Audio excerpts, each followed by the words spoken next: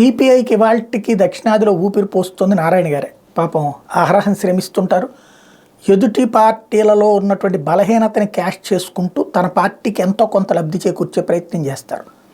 అందులో భాగంగా కేసీఆర్ మొట్టమొదటి నుంచి తను అధికారంలోకి వచ్చినప్పటి నుంచి కమ్యూనిస్టులు పక్కన పెడితే ఆ కేసీఆర్కి అవసరమైన మునుగోడు సందర్భంలో మద్దతు ప్రకటించడం ద్వారా తమ పార్టీకి కొంత ఆర్థికంగా వెసులుబాటు కల్పించుకునే ప్రయత్నం చేయగలిగారు.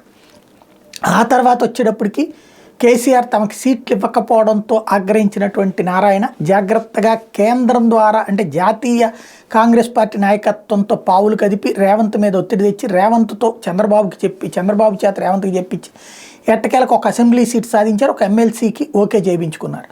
తద్వారా అక్కడ సిపిఐ తరఫున ఒకళ్ళు ప్రస్తుతం అసెంబ్లీలో ఉన్నారు.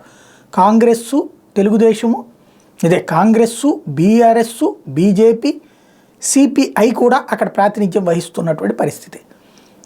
సిపిఎం అట్లా దీంట్లోకి దొరకపోవడం వల్ల సాధ్యం కాలేదు. అదే సందర్భంలో ఇప్పుడు పార్లమెంటు కూడా అట్లాగా ఒక స్థానం ఆశించారు, కాకపోతే పార్లమెంట్ స్థానం ఇవ్వలేదు. ఇప్పుడు దాంతో ఇది ఎక్కడ పొత్తు అంటున్నారు.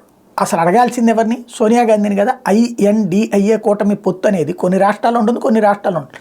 ఎక్కడెందుకు? కేరళలో కాంగ్రెస్ పార్టీ, కమ్యూనిస్టులు వేరువేరుగానే పోటీ చేస్తున్నారు. మరి ఇదంతా ఐక్య పోరాటం ఎట్లా అవుతుందంటే రేపు ఇది అయిపోయిన తర్వాత ఎన్నికలు అయిపోయాక ఓడిపోయాక చెప్పుకునేటప్పుడు ఇదిగో ఇట్లా సరిగ్గా పట్టించుకోకపోవడం వల్ల ఇట్లా జరిగిందని చెప్పుకురావడానికి పనికొస్తే ప్రస్తుతం అయితే ఆగ్రహం అయితే వ్యక్తం చేస్తున్నారు నారాయణ గారు.